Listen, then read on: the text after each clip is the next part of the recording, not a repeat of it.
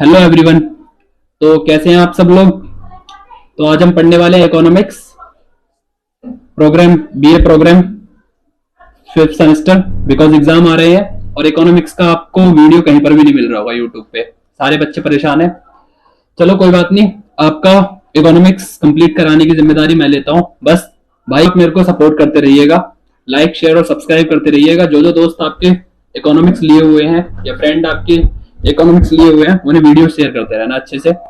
और ये जो वीडियो है यानी कि जो हम ये चैप्टर पढ़ रहे हैं ये हमारा क्लास 11th और 12th पे भी डिपेंडेड है। बिकॉज आपने ये चैप्टर पहले भी पढ़ा हुआ है। चैप्टर डीपली पढ़ेंगे, मजा आएगा आपको पढ़ने में, गारंटेड आपको समझ भी आएगा। चैप्टर का नाम है अर्थव्यवस्था की केंद्र समस्याएं। एक अर्थव्यवस्था, अर्थव्यवस्था जैसे कि आप लोग समझते हैं अर्थव्यवस्था क्या होता है, किसी भी एक पर्टिकुलर एक किसी देश को कहा जाता है अर्थव्यवस्था। यानी कि देखो पृथ्वी पर जितने भी देश हैं उन सभी देशों में सबकी अपनी अपनी अर्थव्यवस्था होती है। सब अपना अपना जो भी जीडीपी वगैरह सबकी अलग अलग होती है, समझते हैं आप। तो अर्थव्यवस्था क्या होता है, किसी एक देश की बात हो रही है और उस देश के अंदर जो केंद्रीय समस्याएं होती हैं, केंद्रीय समस्या यानी कि हर एक देश की अपनी अपनी समस्या होती है। पृथ्वी पर ही समस्याएं हैं, इंसान पूरा का पूरा ही समस्याओं से जुटा हुआ है। तो देखो जो देश की समस्याएं होती हैं वे समस्याएं हम इस चैप्टर के अंदर पढ़ने जा रहे हैं। चैप्टर बहुत बहुत इजी है, आपको बहुत ज्यादा अच्छे से क्लियर होगा। तो जो समस्याएं होती है वो मानव की इच्छा होती है। सबसे बड़ी समस्या एक देश के लिए, एक देश की सरकार के लिए क्यों होती है मानव की इच्छा, देश की सरकार के लिए समस्या? क्योंकि जो मानव की इच्छाएं होती हैं वह अनलिमिटेड होती है, असीमित होती है, जिन्हें कोई भी पूरा नहीं कर सकता है। तो देखो मानव की इच्छाएं क्या होती है, अनलिमिटेड होती हैं। और बात करें रिसोर्सेस की, साधन की, वो क्या होते हैं हमारे, लिमिटेड होते हैं यानी कि सीमित होते हैं। तो ऐसे में भाई सरकार सब लोगों की इच्छा को पूरा नहीं कर पाती है, तो देश की समस्या हो गई एक प्रकार से। तो अगर हम बड़े लेवल पर एक हम समष्टि स्तर पर देखें तो देश की तीन समस्याएं पर्टिकुलर होती हैं। वो तीन समस्याएं हमारी कौन सी हैं, देखिए आप यहां से पढ़ेंगे। जैसा पहली समस्या देश की होती है कि क्या उत्पादन किया जाए।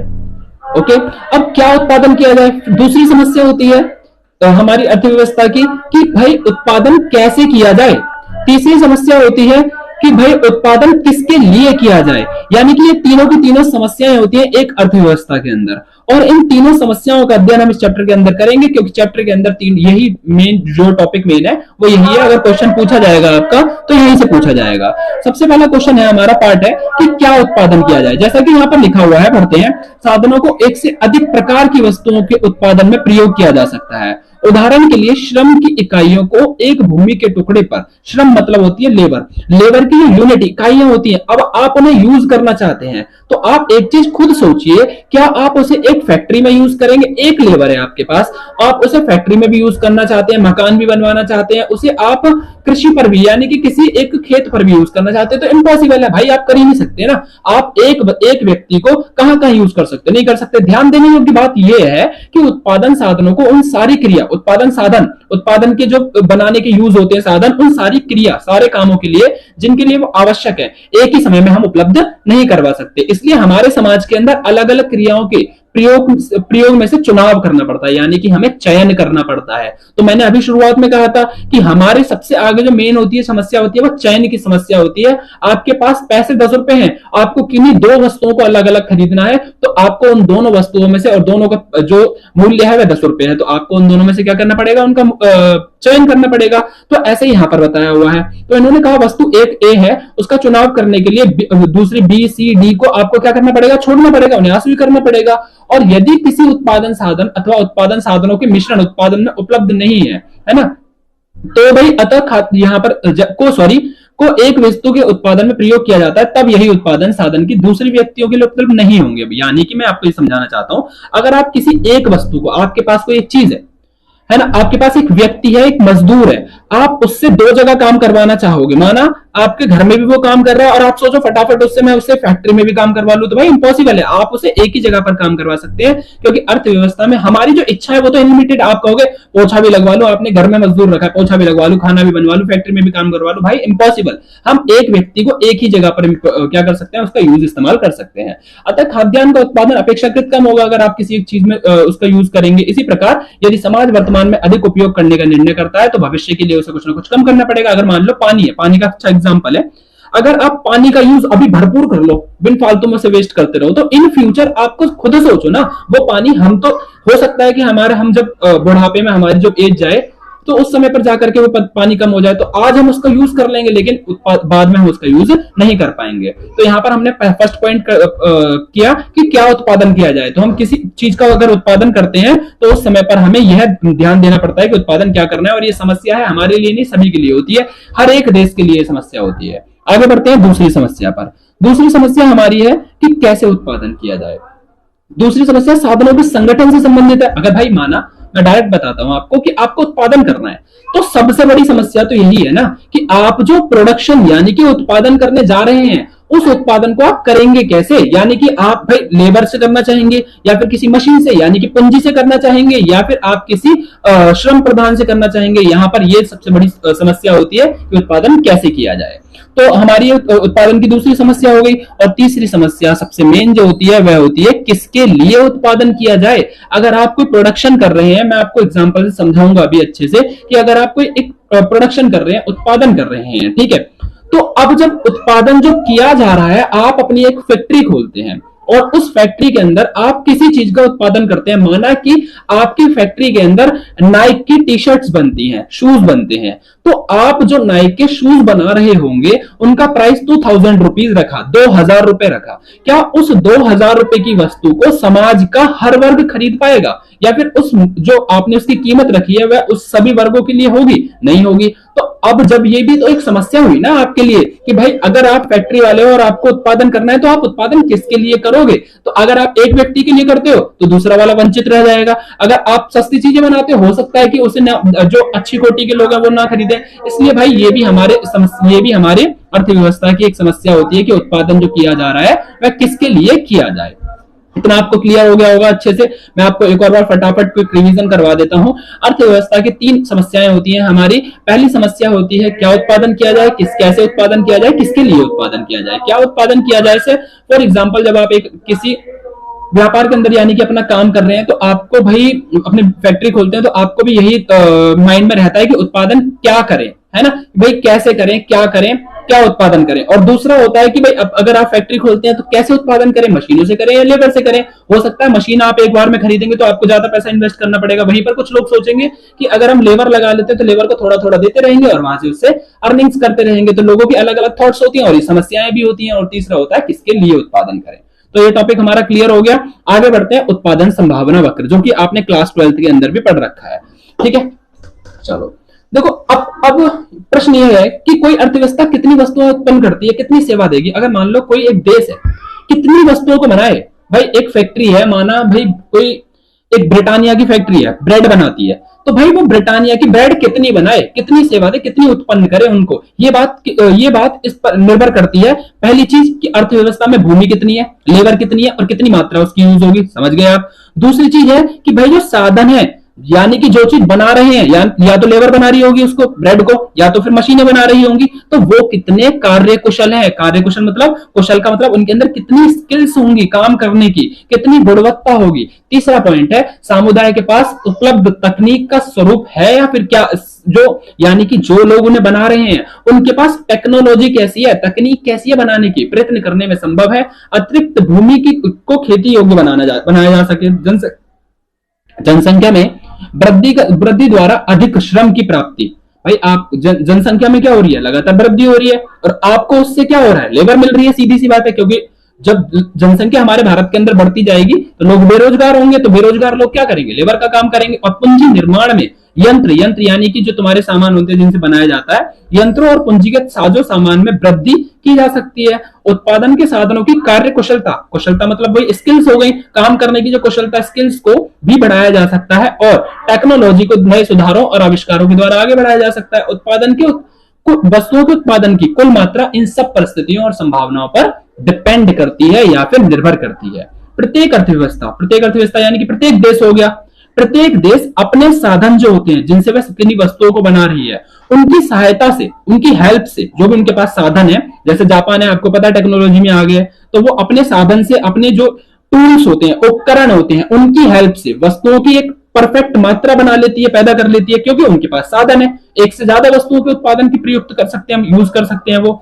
इसलिए साधनों को एक वस्तु से दूसरी वस्तु की ओर ट्रांसफर यानी कि स्थानांतरित कर दिया जाता है। और वस्तुओं को अलग अलग मिश्रण का उत्पादन किया जा सकता है। प्रत्येक मिश्रण एक निश्चित उत्पादन भाई संभावना का प्रतिनिधित्व करता है। अब जैसे फॉर एग्जांपल हम एक एग्जांपल से समझते हैं, क्योंकि जो चीजें होती हैं भाई इकोनॉमिक्स आप लोग पढ़ रहे हैं भाई 11th क्लास से सबने पढ़ी है इकोनॉमिक्स, अगर यहाँ पढ़ रहे हो तो सीधी सी बात है, अगर इकोनॉमिक्स पढ़ रहे हो तो उसके लिए हमें एग्जांपल से ही क्वेश्चन समझ आएंगे। अगर आप सोचें डायरेक्ट पढ़ते जाएं तो पढ़ करके हमें इकोनॉमिक्स जल्दी से क्लियर नहीं होती है। जितने ज्यादा एग्जांपल्स उतनी ज्यादा अच्छे से समझ आएगी। तो भारत में गेहूं और कपास का कोई एग्जांपल लिया इन्होंने, ठीक है। अब देखते हैं वो कैसे कैसे पैदा होता है। और आपका अगर क्वेश्चन आता है तो आपको लिखने के साथ साथ इसकी टेबल और डायग्राम जरूर बना करके आना है, वरना आपको सोल में मार्क्स बिल्कुल भी नहीं मिलने वाले, चाहे सोल हो चाहे क्लास 12th और 11th हो। तो आपको डायग्राम और इसकी ये टेबल तो जरूर बना करके आनी है, ठीक है। तो पढ़ते हैं भाई, यहाँ पर एक संभावना दी हुई है और गेहूं और कपास का कुछ कितनी चीजें पैदा हो रही है, उत्पन्न हो रही है, वो दिया हुआ है। तो जैसे देखो यहाँ पर दिया हुआ है, पहले गेहूं का उत्पादन 0 हो रहा था, मतलब आप गेहूं का उत्पादन कुछ नहीं कर रहे। तो आप समझना ध्यान से, तो आप सारा का सारा लेबर और पैसा कहां पर लगा रहे होंगे, कपास में। तो कपास का उत्पादन यहाँ पर क्या हुआ, ज्यादा हुआ। जैसे कि दूसरी स्थिति में देखो आप कि आपने थोड़ा सा है ना क्या करा, गेहूं के अंदर उत्पादन बढ़ा दिया, आपने गेहूं के अंदर उत्पादन बढ़ाया, तो इसका मतलब क्या हुआ, वहां पर देखोगे कपास के अंदर क्या हुआ, उत्पादन घटने लगा, क्योंकि आपने वहां की लेबर और पैसा यहां पर यूज कर लिया। तो इसका मतलब वहां पर क्या हो गया, आपका कपास की मात्रा घट गई। ऐसे ही तीसरी स्थिति, चौथी स्थिति, पांचवी स्थिति में भी सेम ही हो रहा है। आप जैसे जैसे जैसे गेहूं का उत्पादन बढ़ाते जा रहे हैं, वैसे वैसे वैसे वैसे कपास का उत्पादन शून्य होता चला गया। और आप देखेंगे गेहूं का जो उत्पादन है छठी स्थिति में कितना हो जाता है, 100 हो जाता है, जैसा कि यहाँ पर आपको इन लाइंस में समझाया हुआ है। और आपको साथ साथ तरीका बताता हूं, जब आप एक तालिका बनाएंगे तो तालिका को आपको यहाँ पर समझाना पड़ेगा। जैसे मैं आपको बता रहा हूं कि यहाँ पर 2 अंतिम छोर हैं। प्रथम स्थिति ये बताती है कि जब आप गेहूं का उत्पादन 0 कर रहे थे तो आपको जो आपका कपास का उत्पादन है आपका 100 था। जैसे जैसे गेहूं के उत्पादन में हमने वस्तुओं और सेवाओं को लगाया, वैसे वैसे हमारे कपास का उत्पादन क्या होता चला गया, शून्य होता चला गया। जैसा कि यहाँ पर ये उत्पादन संभावना वक्र है। अब जैसे देखो आप यहाँ पर आप एक साइड वाई एक्सिस और एक्स एक्सिस दी हुई है, एक्स वाली लाइन वाई वाली लाइन पे कॉटन को दर्शाया गया, दूसरी तरफ गेहूं को दर्शाया गया है।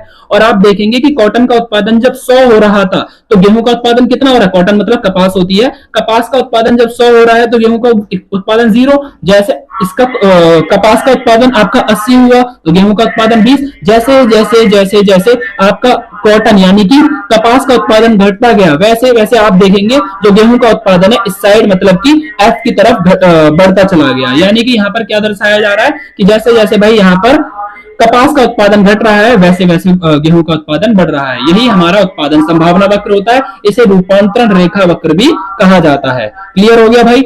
अब आगे बढ़ते हैं। जैसा कि यहाँ पर अभी इसके 1-2 एग्जांपल्स और दिए हुए होंगे हमारे, ठीक है। जैसा कि देखो एक और एग्जांपल फिर से की, अब उल्टा कर दिया थोड़ा सा, वही कि गेहूं का उत्पादन अब आप 0 कर रहे हैं तो वही कपास कॉटन का 100 कर रहे हो, अब आपने 20 इस पे लगाया तो 90 वहां पर रह गए। तो यहाँ पर एक और एग्जांपल हमारा दिया है और ये यहाँ से लेकर ए से लेकर एफ तक यहाँ पर भी इसे किसे उत्पादन संभावना वक्र को यहाँ पर दर्शाया गया है, ठीक है। और उत्पादन संभावना वक्र का दूसरा नाम क्या होता है, रूपांतरण रेखा, जो कि मैंने अभी जस्ट आपको बता ही दिया था, ठीक है। चैप्टर हमारा छोटा सा है, ज्यादा बड़ा नहीं है और आपको इजीली समझ भी आ जाएगा। एक स्थिति ये रही यहाँ पर कि भाई प्रथम श्रेणी में यहाँ पर गेहूं का जो उत्पादन है, उत्पादन की लागत दी हुई है। पहले में 0 लग रही थी, दूसरे में 10, तीसरे में 15, 20, 25, 30, मतलब धीरे धीरे धीरे धीरे यहाँ पर लागत क्या होगी। लागत का मतलब क्या होता है यार, आप जो उसमें पैसा इन्वेस्ट कर रहे हैं वहां से आपने वहां पर क्या क्या कॉटन से पैसा हटा करके आप गेहूं पे इन्वेस्ट करने लगे ना। अब गेहूं पे जब आपने इन्वेस्ट करा तो गेहूं का उत्पादन बढ़ने लगा था ना, सिंपल। यहाँ पर यही बताया हुआ है। जैसे कि उत्पादन संभावना वक्रों को व्यक्त करती है, जिसे पृथक पृथक पृथक पृथक मतलब होता है अलग अलग रूप इसलिए दिया जाता है ताकि आप आसानी से इनकी तुलना कर सके। क्लियर हो गया। यह देखा जा सकता है, यहाँ पर पढ़ते हैं कि उपरोक्त दोनों वक्र को इस कल्पना के आधार पर बनाया गया है कि गेहूं और कपास के उत्पादन के लिए उपलब्ध समस्त सभी साधना पूरी तरीके से प्रयोग में लाए जा रहे हैं। यदि किसी कारणवश कुछ साधन बेकार हो जाते हैं तो उत्पादन संभावना वक्र इस वक्र द्वारा व्यक्त नहीं किया जाएगा, अपितु बल्कि यह वह वक्र के नीचे किसी अन्य स्थान पर होगी। सीधी सी बात है। यदि समुदाय के पास उपलब्ध इन साधनों में गुणात्मक मल्टीपल और अच्छे सुधार आते हैं, अच्छे मतलब परिणाम मतलब रिजल्ट आते हैं, तो उत्पादन की तकनीक में भी कोई सुधार हुआ होगा। सीधी सी बात है। आप सोचो जैसे अगर आप कोई प्रोडक्शन उत्पादन कर रहे हैं और उस उत्पादन में धीरे धीरे आपकी जो फसल है अच्छी होती जाती है, तो इसका मतलब है भाई सीधी सी बात, सुधार आया, तब इस स्थिति में उत्पादन संभावना वक्र ऊपर की ओर उठ जाएगा और इस बात को व्यक्त करेगा कि उत्पादनों के पूर्ण प्रयोग से इन दोनों वस्तुओं की अधिक मात्रा पैदा हुई है। ठीक है, आगे बढ़ते हैं। जैसे कि देखो ये दिखाया हुआ, यहाँ पर आप ऊपर वाले पॉइंट्स को देखो जो बिंदुओं में दर्शाया हुआ है। यहाँ पर उत्पादन अच्छा हुआ तो उत्पादन संभावना वक्र ऊपर की ओर उठ गया ना यहाँ से। जैसे आप देख रहे हो जहां पर पहले बी बिंदु सीधी लाइन दी हुई है, वहां से वो ए हो गया, सी से जी हो गया, डी से एच हो गया, ई से आई हो गया, एफ से जे हो गया। क्लियर हो गया यहाँ तक? यहाँ पर ये क्या दर्शाया गया कि उत्पादन संभावना वक्र ऊपर की तरफ उठ गया और उत्पादन संभावना वक्र जब ऊपर की तरफ उठ जाता है तब इसका मतलब क्या है, कुछ ना कुछ स्थिति में सुधार हुआ होगा। ठीक है, आगे बढ़ते हैं। अब सेकंड पॉइंट हमारा यहाँ पर है उत्पत्ति का क्रमागत ह्रास का नियम क्या होता है। ठीक है, हमारा ये लास्ट टॉपिक समझो आप, छोटा सा चैप्टर था हमारा। देखो सिंपल पढ़ते हैं, खत्म करते हैं। उत्पादन संभावना वक्र के अध्ययन के बाद आपने उत्पादन संभावना वक्र समझ आ गया। जैसे जैसे किसी एक वस्तु में हम क्या करते हैं, जब लेवर हटा करके दूसरी वस्तु में लगाते हैं तो दूसरी वस्तु का उत्पादन बढ़ता जाता है और उसका घटता जाता है। ठीक है, तो यहाँ पर भी सेम कुछ ऐसा ही होगा, बस थोड़ा बहुत डिफरेंस होगा। देखो उत्पादन संभावना वक्र के अध्ययन के बाद हम आपको उत्पत्ति, कैसे किसी चीज की उत्पत्ति होती है, उसके क्रमागत लगातार ह्रास के नियम के विषय में बताना चाहेंगे। सभी मानवीय, सभी समस्त मानवीय प्रयत्न इस नियम के अधीन है। जितने भी मानव ने आज तक प्रयत्न करे, कोशिश करी है, वो सब इस नियम के अंदर आते हैं। देखो हर एक अर्थव्यवस्था अपना अपना क्रमागत विकास, अगर आप कोई इन फ्यूचर कोई एक आप प्रधानमंत्री बनते हैं तो आप भी जो विकास करेंगे, डेवलपमेंट करेंगे, वैसा तो नहीं है कि आज आप प्रधानमंत्री बने और आपने कल क्या कर दिया, पूरे देश का विकास कर दिया, इम्पॉसिबल है। तो अब आप जब प्रधानमंत्री बनेंगे तो आप जो विकास करेंगे वह क्या करेंगे, क्रमागत विकास होगा। तो यहाँ पर मैं एक एग्जांपल से समझा रहा था, समस्त मानवीय प्रयत्न इस नियम के अधीन है कि प्रत्येक अर्थव्यवस्था उत्पत्ति के क्रमागत ह्रास के नियम पर विजय पाने के लिए निरंतर और अथक प्रयास, अथक मतलब कुछ हट करके अलग प्रयास करती है और इस नियम की आर्थिक महत्ता बहुत ज्यादा होती है ना। इंग्लिश में से क्या कहते हैं, डिमिनाइजिंग।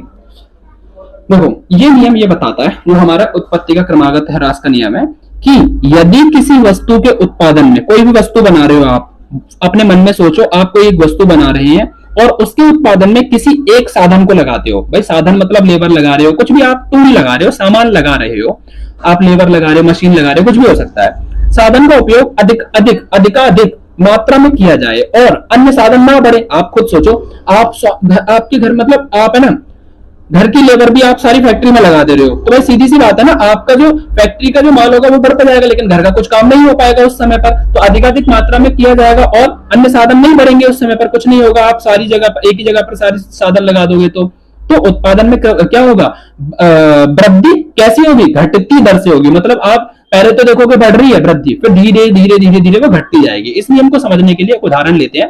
मान लो हमारे पास है ना 10 बीघा या फिर 10 एकड़ की जमीन है, समझना, और इस गेहूं के उत्पादन के लिए इस गेहूं को काम के लिए उत्पादन में लाया जाता है। अगर हम उत्पादन के काम के लिए किसी श्रमिक को नहीं रखते, आप उत्पादन करना चाहते हैं और कोई लेबर नहीं रख रहे हैं, उत्पादन करना चाहते हैं लेकिन लेबर नहीं रख रहे हैं, तो आप खुद सोचो क्या कोई उत्पादन होगा? नहीं होगा। तो उत्पादन कैसा होगा आपका? शून्य ही तो होगा। आप खुद सोचो, आप एक फैक्ट्री खोलते हैं, आपको प्रोडक्ट ऑर्डर आता है आपको माल बनाने के लिए, लेकिन आप लेबर ही नहीं है आपके पास में और ना आप काम खुद करते हो, तो उत्पादन उस समय पर होगा ही नहीं ना, वो तो जीरो होगा। तो जैसा कि यहाँ दिया हुआ है कि तो श्रमिक नहीं रखते हो तो उत्पादन तो शून्य होगा। मान लीजिए एक श्रमिक, एक लेबर को काम पर रखते हो, 10 क्विंटल गेहूं उत्पादन होता है। अगर आपने एक लेबर रखी तो 10 क्विंटल होता है। यदि हम एक और रख लें श्रमिक, तो भूमि के टुकड़े पर काम करने के लिए नियुक्त करते हैं, तो अन्य साधनों की मात्रा जब स्थिर रहती है तब उत्पादन 10 क्विंटल से 18 क्विंटल हो गया, क्योंकि आपने लेबर बढ़ा दी। हो सकता है ना धीरे धीरे बढ़ेगा। अर्थात यदि भूमि के टुकड़े पर अधिक से अधिक लेबर रखेंगे आप, नियुक्त मतलब उन्हें जोड़ेंगे, नियुक्त करेंगे, है ना, तो श्रम की प्रत्येक अतिरिक्त इकाई उतना ही अतिरिक्त उत्पादन नहीं करेगी भाई, बल्कि उत्पादन घटेगा, है ना। जैसा कि अभी आप एग्जांपल से समझना, देखो यहाँ पर कि भाई ये देखो अवस्था दी हुई है, पहली अवस्था, दूसरी अवस्था, तीसरी, छठी, पांचवी, जो भी है ना, और भूमि देखेंगे आप हर जगह पर 10 एकड़ है। क्लियर हो गया। और लेबर देखना, अभी ध्यान से देखना, लेबर दी हुई है, कुल उपज टोटल जितना पैदा हो रहा है, उत्पादन हो रहा है, और इसका सीमांत तो आप समझते होंगे, मार्जिनल, है ना, जो एवरेज टाइप से निकाला जाता है। देखो भूमि आपकी 10 एकड़ है हर जगह पर, आपने जब श्रम जीरो लगा रखी थी तो सीधी सी बात है उपज भी कुछ नहीं होगी तो सीमांत भी कुछ नहीं होगा, 0 हो गया। अगर भूमि का टुकड़ा 10 है, आपने लेबर 1 लगाई तो कुल उत्पादन 10 हो रहा था, और सीमांत निकालेंगे यहाँ पर वही क्या है हमारा 10 है। क्लियर हो गया, मार्जिनल निकाला हमने, है ना। तीसरा देखो फिर से भूमि तो आपकी 10 एकड़ ही है, आपने 2 श्रम लगाई तो 18 क्विंटल उपज हो रही है और 8 क्या हो गया यहाँ पर सीमांत हो गया। ऐसी सातवीं स्थिति में देखो आप कि श्रम आपने 6 लगा रखे हैं, है ना, देख रहे हैं यहाँ से 8, वहां पर देखो सीमांत के अंदर 8 6 4 2 0, मतलब यहाँ पर घटती दर से घटने लग गया ना, बढ़ती दर से घट रहे थे, पहले तो बढ़ रहे थे फिर बढ़ती दर से घटने लगे, इसको कहते हैं बढ़ती दर से घटना। ठीक है, जब आपका 6 हो रहा है, श्रम आपने 6 रखी है और कुल उपज कितनी हो रही है आपकी 30 हो रही है, तो आप देखो वहां पर 30 उपज, आपकी कुल उपज क्विंटल 30 क्विंटल हो गई, तो भाई सीमांत निकालेंगे जब कितना आएगा आपका 0 आएगा। इतना क्लियर हो गया आपको, है ना, यानी कि बढ़ती दर से यहाँ पर क्या हुआ है, घटा। इसी को हम यहाँ क्या कहते हैं, आपका उत्पत्ति का क्रमागत ह्रास का नियम कहते हैं। क्लियर हो गया, ठीक है, हमने यहां तक क्लियर कर लिया। इसी को उत्पादन तो सीमांत उत्पादन क्रमशः घटता है, वही मैंने जो स्टेप अभी आपको यहाँ पर बताया। तो अब पढ़ रहे हैं हम उत्पत्ति के क्रमागत ह्रास के नियम की सार्वलौकिक उपयुक्तता, सार्वलौकिक मतलब सभी के लिए यूनिवर्सल। तो देखो क्या ये नियम सिर्फ कृषि पे लगता है? ऑब्वियसली नहीं। एक ऐसा समय था जब ये सोचा जाता था कि ये नियम उद्योग यानी कि फैक्ट्रियों पर भी लगता है, व्यापार यानी कि बिजनेस वगैरह से रिलेटेड चीजों पर भी लगता है, जिनमें भूमि का प्रमुख योगदान है। भाई देखो, अगर जो आज व्यापार हो रहा है, आप खुद समझना, जो हम बिजनेस करते हैं, कोई भी लोग फैक्ट्री खोलते हैं, तो जो फैक्ट्री के अंदर कच्चा माल आता है, उसमें कहां से आता है? वो आता तो कृषि से ही है। तो प्रमुख योगदान कौन दे रहा है उसके अंदर? कृषि दे रही है। ठीक है, तथा श्रम और पूंजी का महत्व कम है यहाँ पर। ठीक है, लेबर का और मशीनों का कम महत्व है। इन श्रेणी में कृषि, उद्यान और मछली उद्योग हो गया, वन उद्योग आदि आते हैं, और इन उद्योगों को निस्सारण उद्योग भी कहा जाता है। क्या कहते हैं उन उद्योगों को? निस्सारण उद्योग। जहां पर मछली उद्योग, खान उद्योग होते हैं, इन्हें निस्सारण उद्योग भी कहा जाता है। ऐसा सोचा जाता है कि निर्माण उद्योगों में पूंजी यानी कि कैपिटल्स, मशीनें वगैरह हो गई, और श्रम उत्पादन कर्म में अधिक महत्वपूर्ण योगदान होता है, और भूमि तुलनात्मक रूप से कम महत्वपूर्ण होती है। इसलिए निर्माण उद्योग उत्पत्ति के क्रमागत विकास के नियम के अधीन, इस धारणा के अधीन है। इस धारणा के अनुसार निर्माण उद्योग में श्रम और पूंजी अधिकाधिक मात्रा में लगाने से सीमांत उत्पादन बढ़ता है, परंतु आंशिक रूप से ये सत्य है। अब ऐसा समझा जाता है कि उत्पत्ति के क्रमागत ह्रास नियम की प्रवृत्ति सार्वलौकिक है, मतलब सब जगह पर ये जो प्रवृत्ति है उत्पत्ति का क्रमागत जो ह्रास का नियम है, हर जगह यूज होता है यूनिवर्स में हमारे। और उत्पत्ति के क्रमागत ह्रास नियम के टालते हुए सीमांत को सीमा तक ही बढ़ा सकते हैं, और कुछ समय बाद उत्पत्ति ह्रास नियम का लागू होना अनिवार्य हो जाता है। ठीक है, तो अंततोगत्वा इस प्रवृत्ति का कोई अपवाद नहीं है। अपवाद मतलब एक्सेप्शन नहीं हो सकता है। ठीक है, हमारा यहाँ पर ये चैप्टर क्या होता है, आपका खत्म होता है। यार चैप्टर आपको समझ आया हो तो प्लीज यहाँ पर मेरे को आप सपोर्ट करना। अगर आप मेरे को सपोर्ट करेंगे तो मैं आगे की वीडियोस को और अच्छे से बनाने की कोशिश करूंगा। ठीक है, आप अपने दोस्तों को जो भी बीए प्रोग्राम अभी कर रहे हैं, 5th सेमेस्टर के एग्जाम आ रहे हैं, उन सभी को सेंड कर दीजिए। Thank you for watching. Like, share और सब्सक्राइब भाई जरूर कर करके जाना।